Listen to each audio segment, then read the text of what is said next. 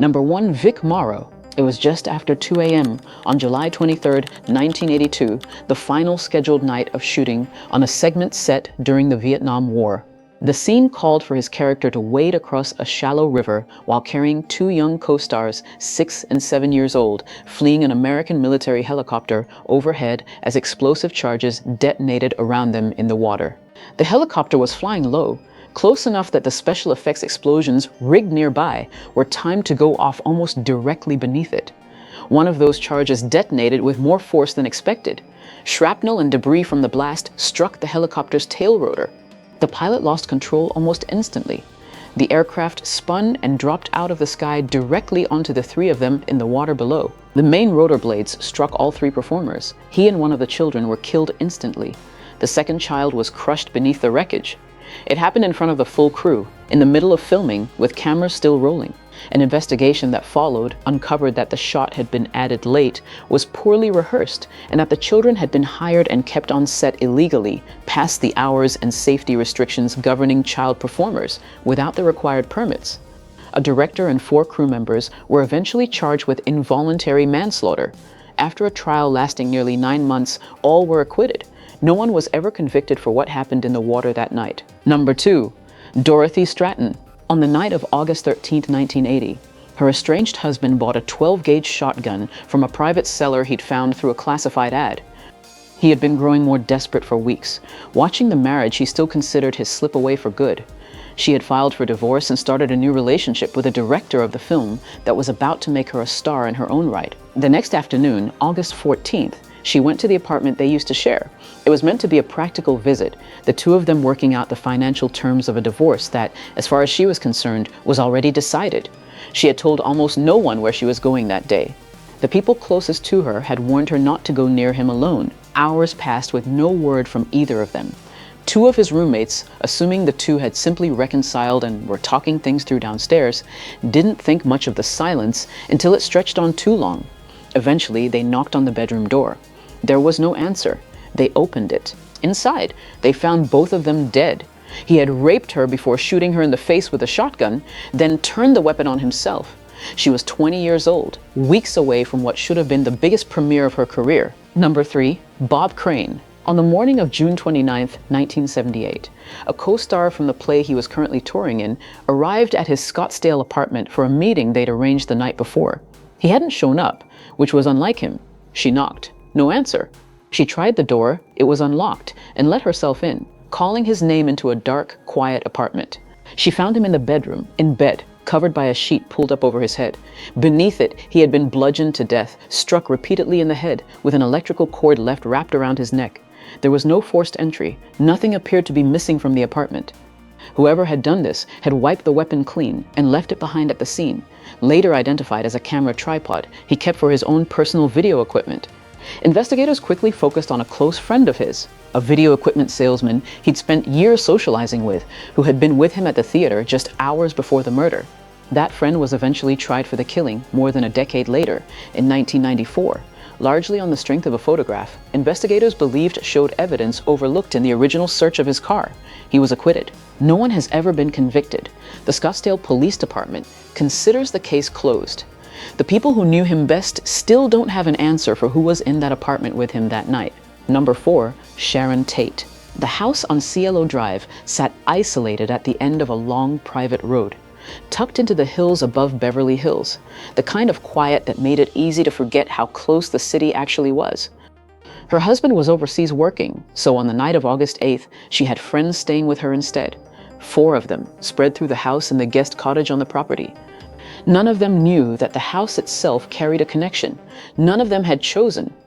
It had once been rented by a record producer who had turned down a struggling musician months earlier, a musician who was now the leader of a small devoted group of followers camped out in the desert, waiting for instructions. Just after midnight, 4 of those followers cut the phone line running into the property and climbed the fence. What happened over the next hour left 5 people dead inside and around the house. By the time police arrived the following morning, responding officers described a scene unlike anything most of them had encountered in their careers. it would take months, and the arrest of a cult that had been hiding in plain sight in the California desert before anyone understood why that specific house on that specific night had been chosen at all. Number 5. Brandon Lee. Days before the scene was ever filmed, a crew member on the North Carolina set of The Crow had prepared a set of dummy cartridges for a close-up shot, bullets modified to look real on camera without being capable of firing. One of those cartridges had been mishandled. A live primer detonated during the modification, driving the lead slug forward just far enough to lodge invisibly inside the barrel of the prop revolver. No one checked, no one knew it was there. On March 31st, that same revolver was loaded with blanks for a different scene, one where his character was shot at close range. Blanks contained no bullet, only gunpowder and wadding, enough force to look real, not enough to kill. Except this time, the gun still had something else waiting inside it. When the blank fired, the expanding gas pushed the lodged fragment out of the barrel with enough force to send it into his abdomen. He collapsed. For a moment, some on set thought it was part of the performance. It wasn't until he didn't get up that anyone realized something had gone catastrophically wrong. He was rushed into emergency surgery. Doctors worked for hours, but the internal damage was too extensive. He died that evening, at 28 years old, 20 years and 8 months after his father's own sudden death on the other side of the world. Number 6. Bruce Lee. On the afternoon of July 20th, 1973, he complained of a headache while at the Hong Kong apartment of an actress he was working with. It wasn't unusual. Long days on set, heat, pressure. She offered him a tablet from her own medicine cabinet, a common prescription painkiller called Equagesic. He took it, then went to lie down in her bedroom to rest before a dinner meeting later that evening. When it came time to leave, he didn't respond to being woken. Attempts to rouse him failed. A doctor was called to the apartment, then an ambulance. By the time he reached Queen Elizabeth Hospital, there was no pulse to find. He was 32 years old, 6 days from the Hong Kong premiere of the film that would make him a global icon, and doctors could offer no immediate explanation for what had just happened to a man in peak physical condition. The inquest that followed would eventually settle on a single phrase: a hypersensitive reaction causing swelling of the brain. But even the coroner who signed off on it admitted he could not say with certainty what had caused the reaction in the first place. That uncertainty has never fully gone away. Number 7. Natalie Wood. The yacht Splendor was anchored off Catalina Island on the night of November 28, 1981, carrying her husband, and a close friend who had joined them for the weekend. Dinner had turned into drinks, and drinks had stretched into an evening that, according to the 2 men aboard, ended with everyone going to bed separately. At some point after that, she was no longer on the boat. Her husband later told investigators he assumed she had taken the small dinghy tied alongside to secure it against the noise of it knocking on the hull, something that had reportedly bothered her earlier in the night. What he did not immediately explain was why no one heard her leave, or why the dinghy was later found beached on nearby rocks rather than tied back to the yacht. The next morning, her body was recovered from the water about a mile from where the Splendor sat anchored. She was 43. The coroner's office ruled it an accidental drowning, a conclusion that held for 30 years, until new witness accounts and unexplained bruising on her body pushed investigators to reopen the case and, in 2012, formally changed the ruling to drowning by undetermined factors. It remains that way today. Number 8. David Carradine. He had been in Bangkok for less than a week, filming on location, when he failed to show up for dinner with the rest of the production crew on the evening of June 3, 2009. Calls to his hotel room went unanswered. No one on the crew thought much of it that night. Actors missed dinners. The next morning, a hotel maid entered his room at the Swiss Hotel Nylert Park to clean and found him inside the closet, a rope around his neck and a second rope tied to the first wrapped around another part of his body. Police were called immediately. What followed was a genuinely strange scramble to explain what had happened. Thai officers initially floated suicide. His family rejected that possibility outright and flew in an independent forensic pathologist who examined the way the ropes had actually been tied and concluded that the binding made intentional suicide highly unlikely, but also could not rule out that someone else had been involved. Thai investigators eventually settled on accidental asphyxiation as the official cause, a private act that had gone fatally wrong. He was 72.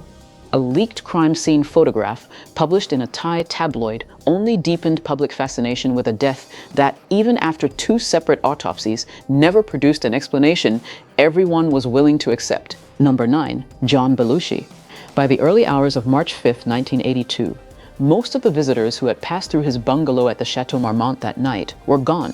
One person stayed behind. According to her later account, she injected him more than once with a mixture of heroin and cocaine, a combination known on the street as a speedball, capable of masking the depressant effects of one drug with the stimulant effects of the other, right up until it isn't. He was still in the room when she eventually left. His personal trainer arrived the next morning for their scheduled session and let himself in when there was no answer. He found him in bed, unresponsive. Paramedics were called, but by the time they arrived, there was nothing left to do. He was 33. The autopsy confirmed acute intoxication from the heroin-cocaine combination. But what made the case different from most overdose deaths of the era was that a second person had directly administered the fatal dose and later admitted it.